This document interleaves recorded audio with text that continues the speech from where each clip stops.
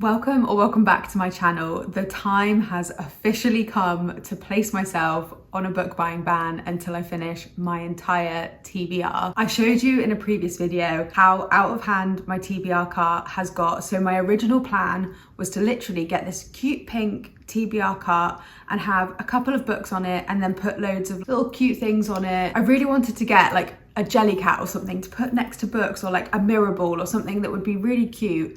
However, the amount of books that I've bought has meant that the entire cart is just crammed, packed full of books. I'm gonna insert the video that I put in last week's video, which literally shows the books in the front and then how they're all crammed behind each other in the back. It has got so out of hand, and I did a book buying ban last year around the same time of the year, and I actually really enjoyed it, and it meant that I read quite a lot of books last year. I don't know, I think there's something quite motivating about knowing that you need to finish your pile of books before you can then buy more. And this year, this book buying ban is going to have a little bit of a twist and hopefully a bigger motivator. So I have just booked to go to my friend's wedding in New York in October, which is so exciting and I can't wait. But the one thing I am dying to go to New York for is the huge Barnes & Noble and then the romance bookshop in Brooklyn called Ripped Bodice.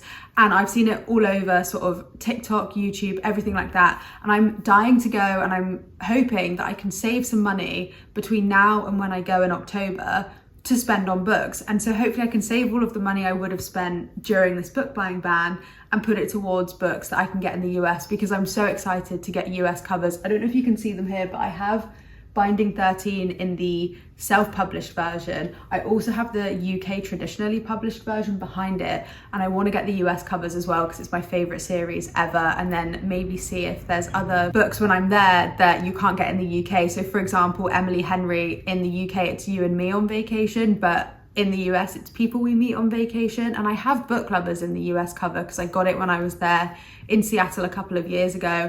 Then I've got a few different airport editions of Emily Henry books, so I'd like to get the US version of People We Meet on Vacation because it was one of my favorite books of hers. And then just seeing if there are any new releases between now and then that I prefer the US cover for. It would be great to have some money saved to buy all of these things. So of course that brings me to the book buying ban. So in this video I'm going to talk you through my rules for the book buying ban. I am also going to maybe organize my TBR cart and go through books, because some I'll read on audiobook and others I will read the physical copy. So I want to split them up because there's tons of different genres in here.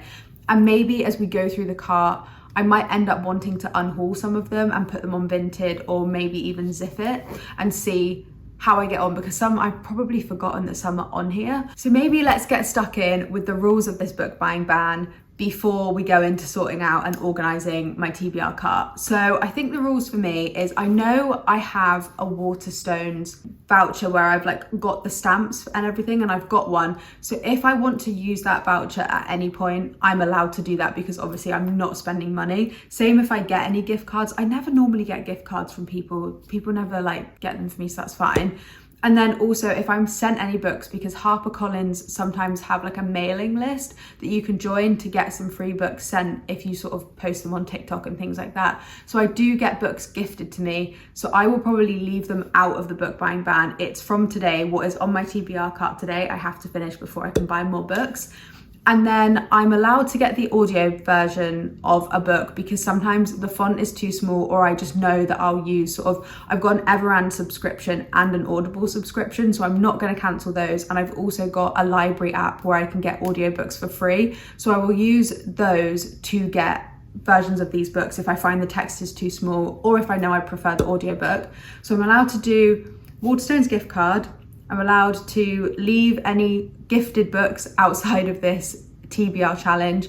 I'm also allowed to use audiobooks and Audible credits, etc., to clear my TBR. And then also I'm allowed to get the version on Kindle, again, if I find the text too small, because I do suffer with headaches and I do have reading glasses. So I obviously don't want to make this challenge too hard for me, but what I won't do is I won't buy more books. And I have been questioning this, whether this is a rule or not, but I think that if I need a book in a series, and I'll show you some of them because Heartstopper, I've got the first book, but then I've also got some Alice Oseman books, and I haven't looked at the reading order of when you should read some of these books. So if I need to have completed, for example, the whole Heartstopper series before I can go into those books, I will let myself get those books because I don't want to ruin the reading experience of books just because I might have some in the series and not others. So those are my rules, and I think I already summarized them. So the only one I'm adding to what I previously summarized is I'm allowed to get books if this series is incomplete on my TBR cart. So yeah, that was actually really quick. I thought I'd have way more rules for myself than that, but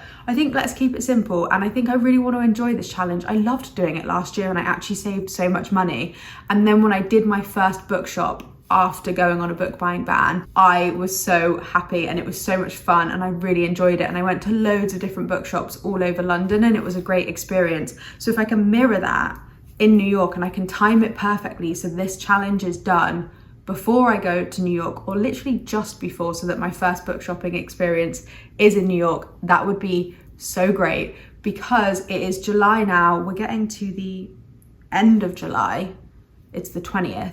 So if we're gonna do that, then how many months do I have?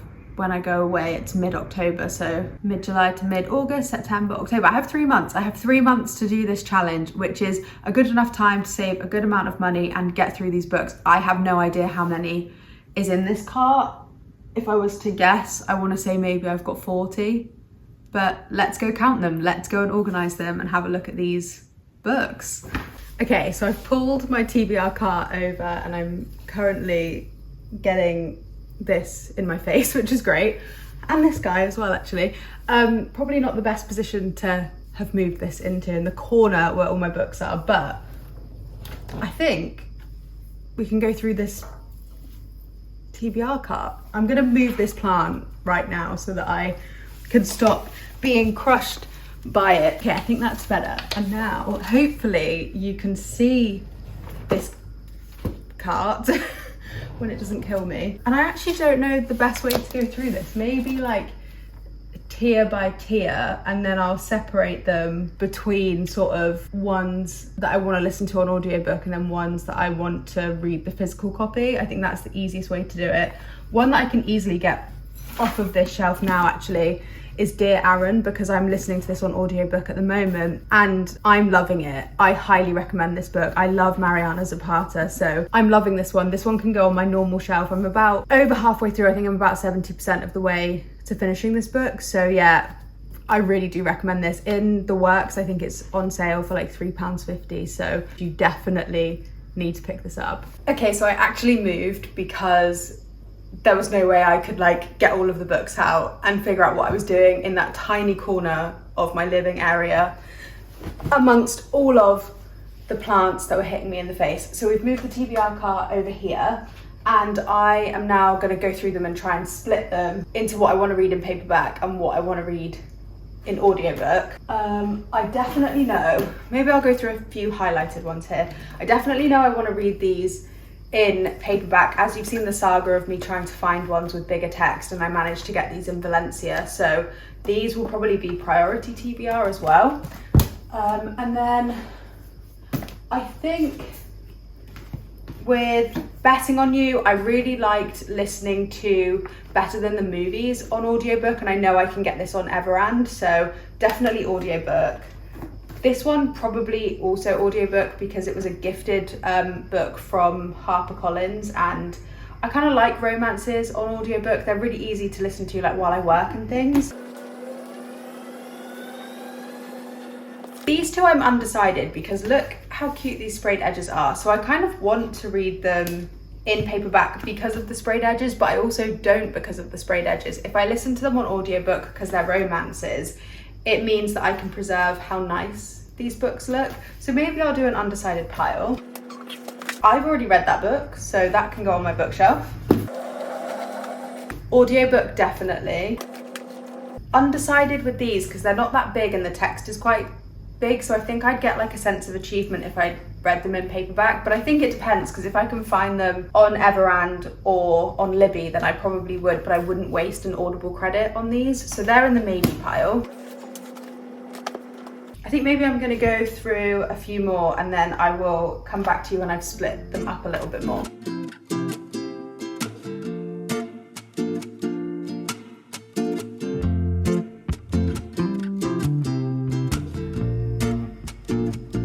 Scared that these are gonna topple over. Okay, cool. I realized as I was going through this, I wasn't sure if I explained my methodology on top of like why I would pick some as audiobook. Like I know we spoke about when text is small, I prefer having them on audiobook or Kindle, but I also have different genres. I think I mentioned romance. I really like listening to sort of romance on audiobook.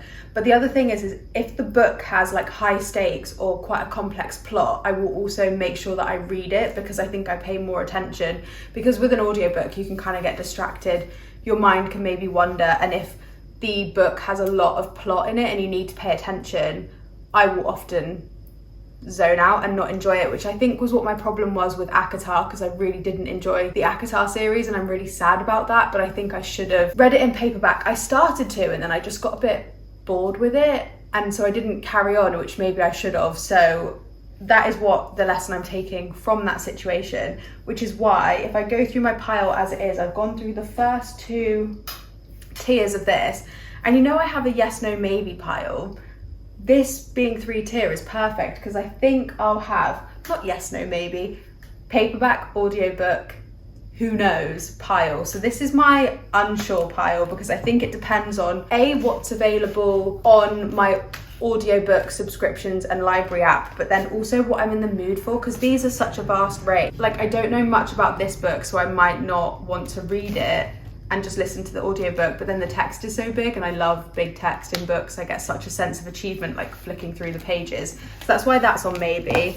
This is also on maybe just because I know it's YA, so I could probably listen to the audiobook, but also again, text is big. I might want to read a book that's not romance. I think it's like a thriller, so maybe I need to understand the plot a bit more and pay attention to it. Lauren Asher, I pivot with her between listening to the audiobooks and reading the book. This is a thick book, so I'd get through it so much quicker if I listened to it on audiobook. I get through an audiobook maybe every few days, whereas with paperback, it takes me about a week to 2 weeks. This would definitely take me like 2 to 3 weeks.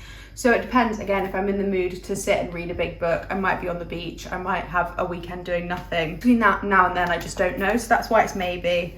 Then I mentioned these, and then this one, it's kind of the same as the, oh no. Oh. This is kind of the same as the other hardback in that I don't really know what it's about, but it's got big text and I might be in the mood for it, so that's why it's on maybe. So that's my maybe pile. Now I will save my paperback pile because this is so sad. Oh my god, no. The book pen, that is so sad. I'm gonna have to press that down so it doesn't damage it. It's not creased, it kind of is, but not fully. Haunting Adeline, I'm not actually sure if I'm a dark romance kind of girly, but I feel like I need to read this on paperback. Probably Kindle though, because it's huge. And I think it's available on Kindle Unlimited, or I could probably get a deal with it. And then I should go through Dragon Rider. I was actually really scared by this book. This was one that I got gifted from HarperCollins. And I was scared because it's huge, but the text is absolutely massive. And it's only like 550 pages. So I think this one I'm actually really scared to read because I think this is proper fantasy. It's not romantasy or anything like that. So it's so different from anything I've ever read before. But because it's fantasy, I know I should probably read it as opposed to listen to it. And then same for this, again, I believe this is fantasy, so it looks it. So I'm gonna read this in paperback. It's also probably going to be quite quick to get through because it's not too big. So yeah, paperback. And then keeping to the theme, all of these are fantasy, so paperback. This YA is just so small, and so big text, small book, you know me, it will give me a sense of achievement to read this in paperback and fly through it really quick. Beartown, I've been really wanting to read this book for such a long time, and it's been really recommended to me, so I think I'll get the best experience in paperback because again, I pay more attention to it. And then fantasy, so of course reading in paperback, and then you know the drill with this one. So that is my current paperback pile. I don't want to drop them, oh god. And then this is my audiobook pile. It is bigger because I go through audiobooks so much quicker. This is non-fiction, and I think I like listening to non-fiction because it feels like a podcast kind of vibe, so that's why I'm going for that. And then I already know this is available on Everand, so I'm going to listen to this. And then Ali Hazelwood, I'm jumping one, but Ali Hazelwood, I always listen to her audiobooks and I prefer her books when I listen to them than read them. So that's why this one is audiobook. And it's the same for Elle Kennedy as it is Ali Hazelwood. I love listening to her audiobook, so that's why it's on here. And then this is a hockey romance, and keeping in the theme of liking Elle Kennedy's books on audiobook, that's why this is audiobook. Also just generally sports romance, hence why this one is also on there. I actually think these two should have been in my maybe pile, so I think I'm going to change these to maybe because I don't know what this one's about. So again, I might end up being in the mood to read it on paperback unless it's like super available on Everand. I haven't checked. Yellowface, again, I'm also not sure. The text, I was kind of looking because obviously, if you can't tell, this has been gifted to me, hence the ribbon on it. But I think the text is somewhat small, but I think this is a maybe, but probably will be audiobook. And then again, this is non-fiction, so it'll feel like an audiobook, but it's actually not that big. So who knows, I might change my mind. I'm such a mood reader. And then these, we've spoken about these two. And then these are just romances. This one has really small text, the middle one, so I know that I'm going to want to listen to this. And I listened to the first book in this series, so that's why I'm probably going to listen to it on audiobook. And then this has just been on my TBR for so long that I know I'm not going to read it in paperback because I've not been rushing to it anyway, so at least with audiobook I'll get through it quicker. And then this one I don't know anything about, but I've seen really good things about it. It's been everywhere, like it's all over bookshop, like front tables and things, but I don't know if it's my cup of tea, so I'll probably listen to the audiobook to get a sense of that. I'm sure it's available on Everand or something as well. We've now got one bottom shelf to go through.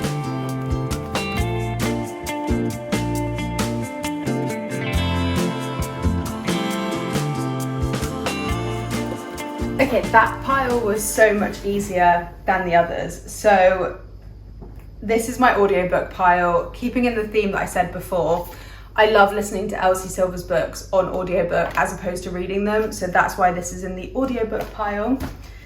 Monica Murphy, I don't know why I keep buying her books because I don't love them that much, and I just don't love how smutty it is in a high school setting, but I still have this one on my TBR, so that will be audiobook, hopefully, just so that I can get through it. But I remember when I tried to last time read one of these books on audiobook, it wasn't available, so it might end up having to be a paperback, but it's on the pile for audiobook for now. And then Ali Hazelwood, as you know, want to listen to hers because I enjoy listening to hers on audiobook. And then The Co-op, I read one of Tara Jewett's books on audiobook before, and I didn't love it because I didn't pay attention to it, but because I didn't have a great experience, that's not making me want to go, oh, I'll read it in paperback. It's just making me go, I don't know if I want to read it. But it's going to be an audiobook because I think I'll just force myself to pay more attention. I might just prefer the plot line of this book anyway, so that's why it's on audiobook. And then paperback, I have done a Monica Murphy one because it's so small, it would be silly to waste like listening time or an Audible credit on a novella, so that's why it's paperback.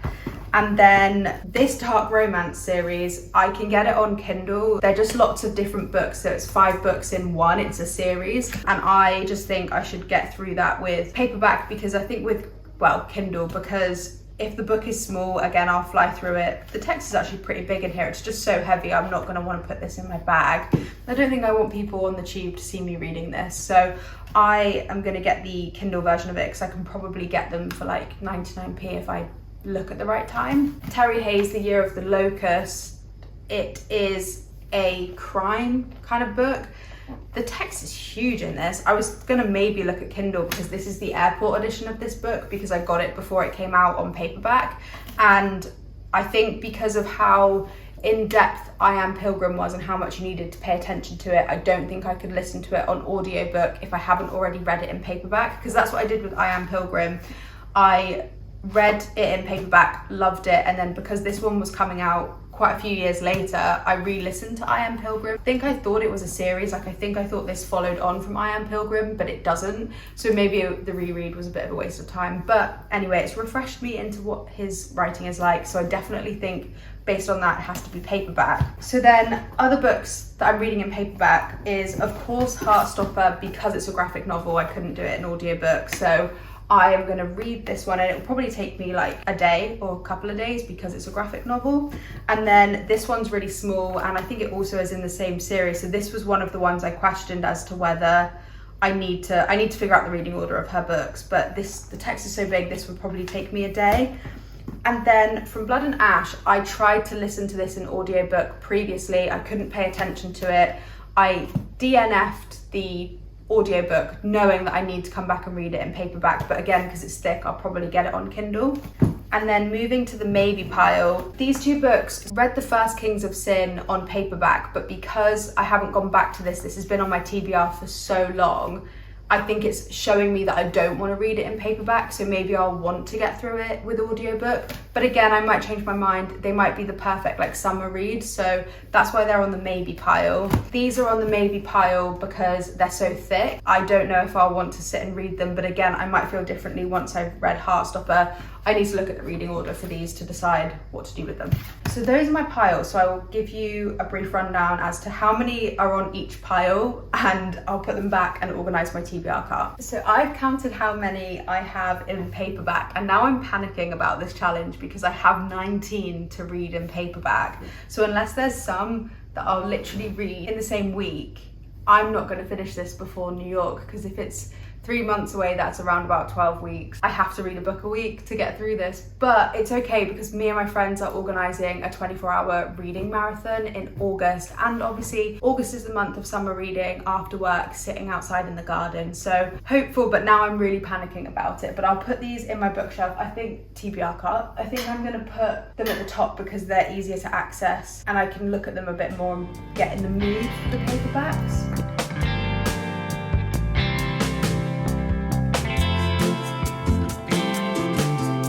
I'm actually reading the novella in between this book and Powerless, what's it called, Powerful. So I might actually go on to this next. I am enjoying it.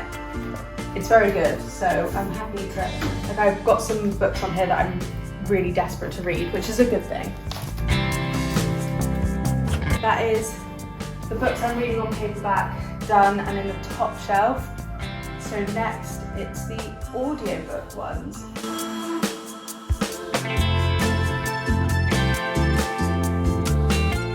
So there's 16 in audiobook, which makes me think that with the maybes, I'll probably do more of them in audiobook than I would paperback because of how quick I read. So I think, like, how quick I listen. So I think that is probably more of a strategic point than it is like preference with these ones.